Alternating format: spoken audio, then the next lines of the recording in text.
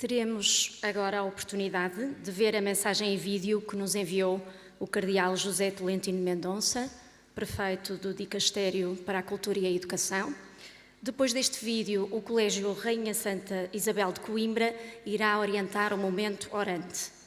Ouçamos então os desafios que nos lança o Cardeal José Tolentino Mendonça.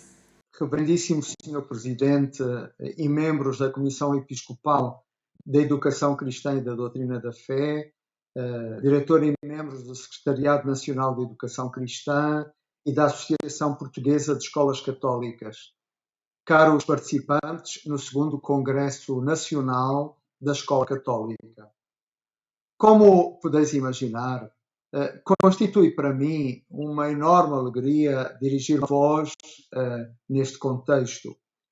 É verdade que o virtual não substitui a presença, mas quero dizer-vos que de todo o coração vos saúdo no contexto deste importante Congresso Nacional da Escola Católica, que se realiza sob o signo de um binómio inseparável: identidade e pacto.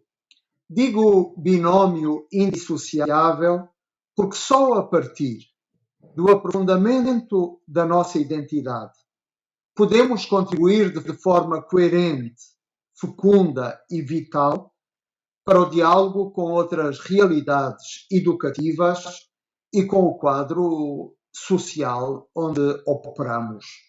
Precisamos saber quem somos, tornar com renovada frescura ao pensamento da nossa vocação e missão como Escola Católica.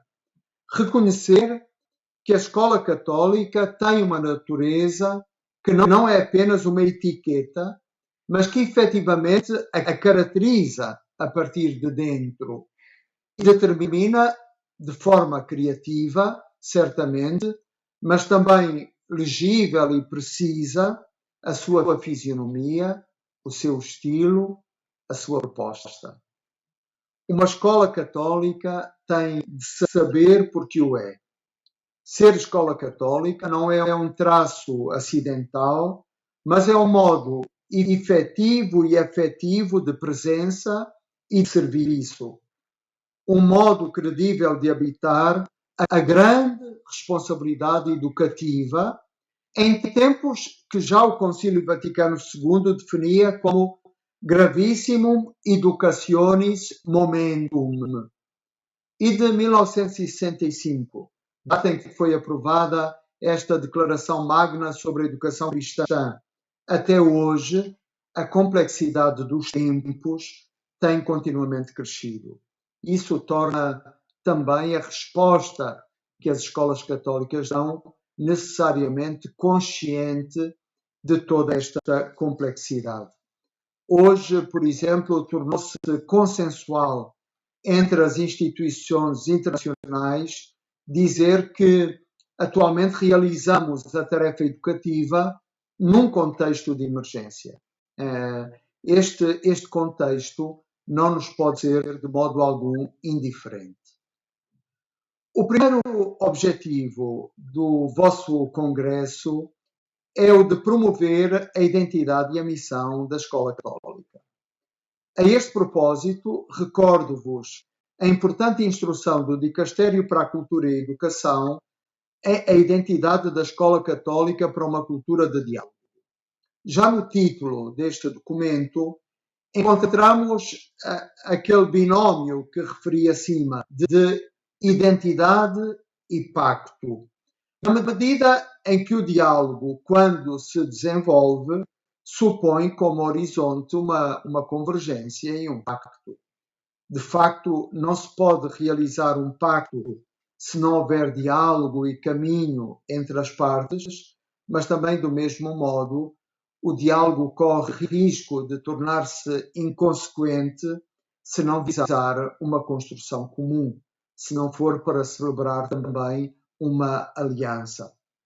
O Papa Francisco insiste muito na necessidade de entrar em relação com os outros, repetindo este convite várias vezes e com diferentes palavras que entre si são sinónimas: como pacto, aliança, rede e, finalmente, sínodo, que significa caminhar juntos. E lembro que exatamente este mês, em Roma, a Igreja está a viver a Assembleia Sinodal, pela qual também peço as vossas orações. Nesta instrução do dicastério, a identidade de Escola Católica para uma cultura de diálogo, nesta instrução encontramos os princípios fundamentais da educação cristã na escola. A questão, por exemplo, da identidade da escola católica, sublinhando que é um perfil dinâmico, não se trata de adotar um modelo que, no fundo, é demasiado estático e funciona como um adjetivo. Não, ser católico é de facto um percurso, um itinerário, um modo de habitar em continuação à realidade, o testemunho dos educadores e o projeto de uma educação em diálogo. Encontramos ali também nesse documento indicações claras sobre os aspectos legais das escolas católicas e as orientações para a correta interpretação do termo católico aplicado às escolas. O diálogo é certamente um instrumento que permite a recomposição da fratura existente entre instituições, famílias e indivíduos. Numa sociedade de comunicação, que os projetos católicos no âmbito educativo não ignoram, é importante ser ator ativo, que marca presença, que informa e anuncia, ator mobilizado para os debates contemporâneos neste campo, ator que irradia de uma forma serena e responsável e que se torna um testemunho. Penso que hoje, na rede da geografia do nosso país, as escolas católicas constituem uma grande rede de esperança. São como faróis acesos, e isso é muito importante porque são pontos de referência credíveis, são pontos para um diálogo, são formas de presença estabelecida e que favorecem aquela amizade social e aquele sentido de fraternidade de que fala tanto o Papa Francisco. O segundo objetivo do vosso congresso é afirmar o papel marcante e insubstituível da escola católica na Igreja e na sociedade portuguesas. Em muitos ambientes, sobretudo onde o avanço da secularização se faz cada vez mais sentir, onde o sentido de pertença a uma comunidade eclesial como que se esborói continuamente. A escola católica torna-se, para muitas famílias, a oportunidade de interceptar a Igreja. Torna-se o interface, a oportunidade de contacto com a Igreja e com a fé. E um contacto de confiança, porque quando os pais confiam os seus filhos a uma escola católica, estão a celebrar um pacto de confiança. E isso é fundamental, é fundamental afirmar e privilegiar.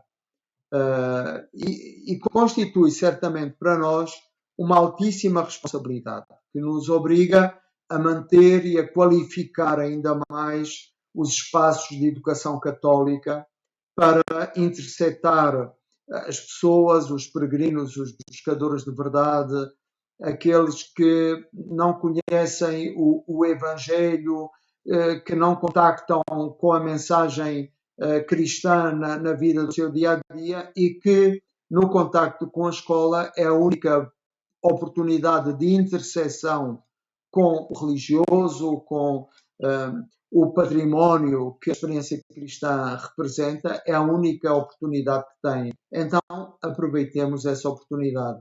E, naturalmente, com os jovens, que sabemos são muito difíceis de alcançar por outras vias. Façamos, então, com que a nossa proposta educativa não seja uma entre muitas, mas seja uma voz original, uma voz que inspira, com força generativa, com substância e alegria, com verdadeira profecia no campo educativo. Nós precisamos de profetas no campo educativo. O Papa Francisco propõe para a nossa reflexão uma circularidade que nos deve a todos inspirar, aquela que liga educação e sentido. Diz o Santo Padre, a educação oferece um sentido. Oferece um sentido. Uma narrativa que a cada elemento da vida do ser humano oferece luz. Não se esgota na partilha de conhecimentos ou no desenvolvimento de competências. Certamente estas são importantes, mas são apenas uma parte do nosso trabalho e da nossa missão. Mas, como mostra a sua etimologia, ajuda a fazer emergir o melhor de cada pessoa, a lapidar o diamante que o Senhor colocou em cada um. A educação contribui para que este diamante deixe passar a luz que é Cristo e assim brilhe no meio do mundo. Não desistamos, por isso, de propor horizontes de educação integral, onde se tecem relações que desmentem as antinomias dominantes. A Escola Católica tem a dizer que é possível. É possível. É possível, por exemplo, aliar saberes e sabedoria. É possível, por exemplo, aliar tecnologia e virtude, e virtudes humanas. É possível conciliar racionalidade e emoção. É possível investir em alto rendimento e inclusividade social. É possível o potenciamento do humano e a nossa humilde abertura ao divino, ao sentido de Deus e da verdade. O grande filósofo e pedagogo português Agostinho da Silva dizia que a educação, para ser verdadeira, não pode não visar a libertação da pessoa. Isto é, o que nos interessa não é apenas o sistema educativo tout court, mas uma determinada ideia de educação, um determinado projeto educativo, que é sempre por uma educação integral, que toca a pessoa, que envolve a pessoa, que oferece asas à pessoa, que lhe oferece a consciência da sua altíssima dignidade, da sua vocação e da sua missão.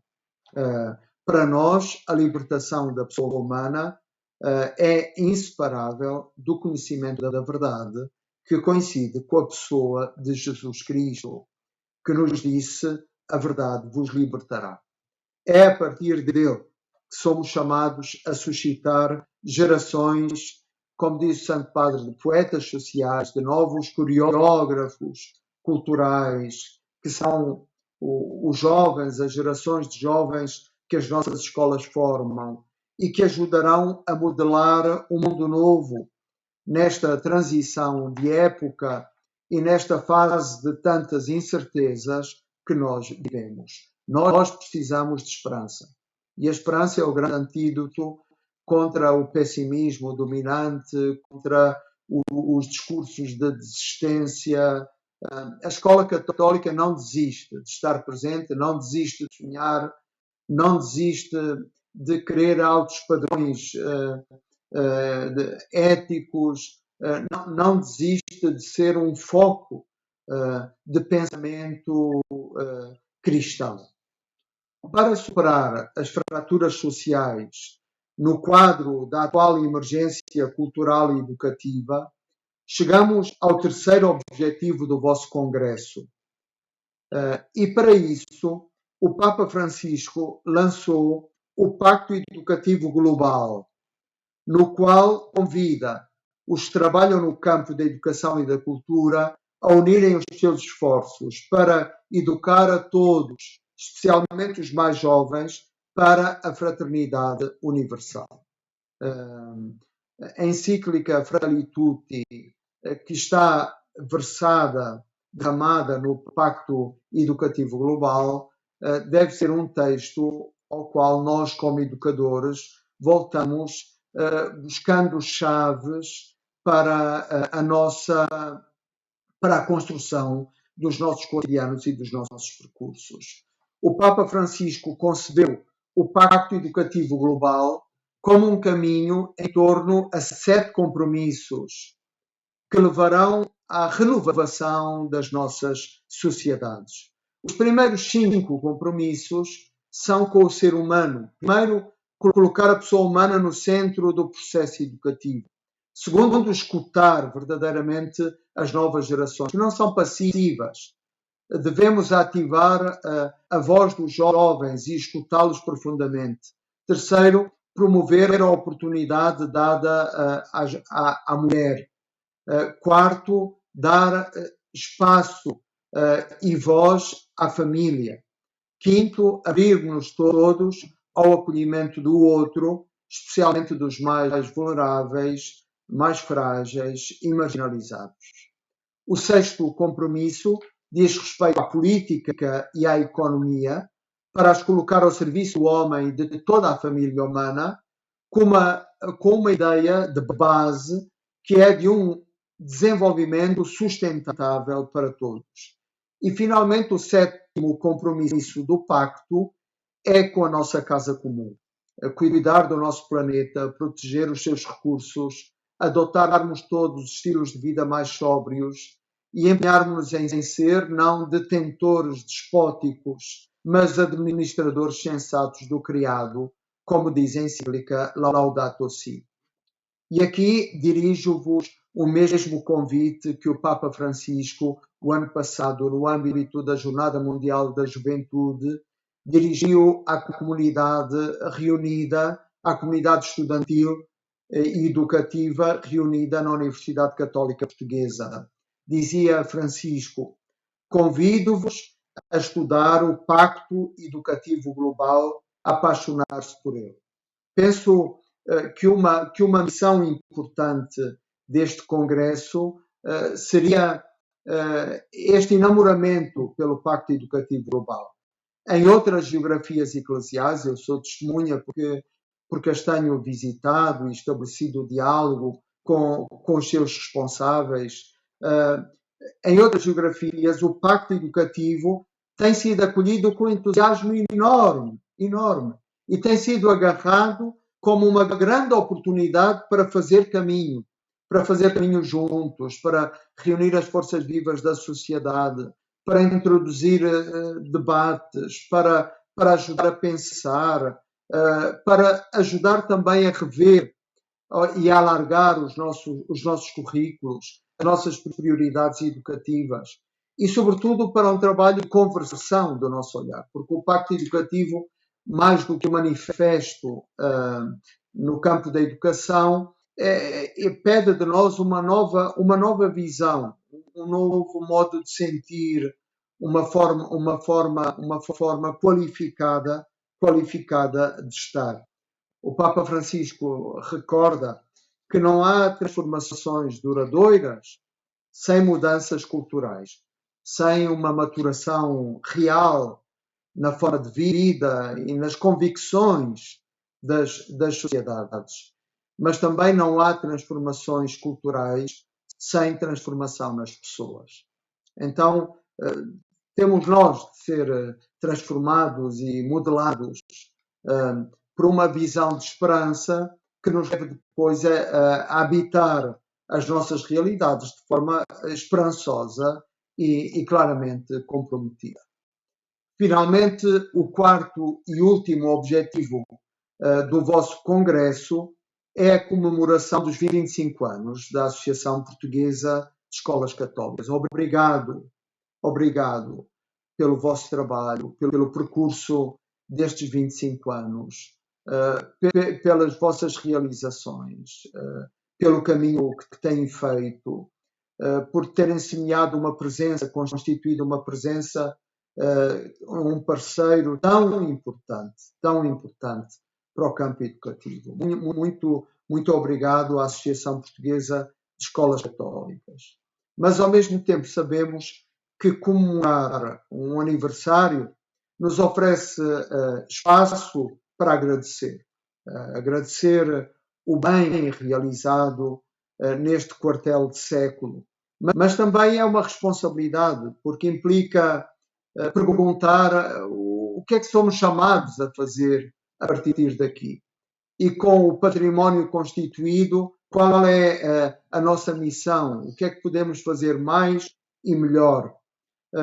Eu penso que é necessário renovar a paixão educativa e reforçar a associação, não só a nível nacional, mas também abri-la para lá das fronteiras, por exemplo, ao espaço da lusofonia, tornando-se assim uma força e uma voz ainda mais credível e ainda mais operante no debate sobre a educação.